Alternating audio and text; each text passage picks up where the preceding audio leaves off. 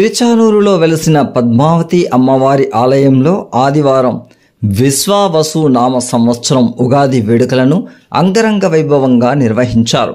ఇందులో భాగంగా అమ్మవారి ఉత్సవమూర్తులను పుష్పపల్లకి సేవలో మాడ వీధుల్లో ఊరేగిస్తూ పద్మావతి సరోవరం పుష్కరిణి వద్ద భక్తులు అమ్మవారిని దర్శించుకుని మొక్కులు తెచ్చుకున్నారు.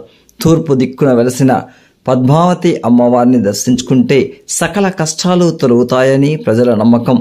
ఆంధ్ర రాష్ట్ర ప్రజలే కాకుండా తెలంగాణ, కర్ణాటక, తమిళనాట ప్రజలు అమ్మవారిని దర్శించుకోవడానికి, ఆమె మంగళ దివ్య దేదీపమన్యమైన ఆ స్వరూపాన్ని చూడడానికి కోకొల్లలుగా ఆలయ ప్రాంగణంలో అలివేలు మంగా పద్మావతి అమ్మ అంటూ నినాదాలు చేస్తూ ఆలయ ప్రాంగణమంతా మారుమ్రోగింది.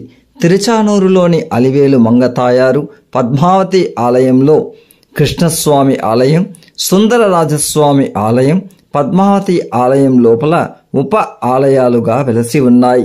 ఈ ఆలయాలలో 1221 క్రీస్తు శకం నాటి కృష్ణస్వామి ఆలయం అతి పురాతనమైనది.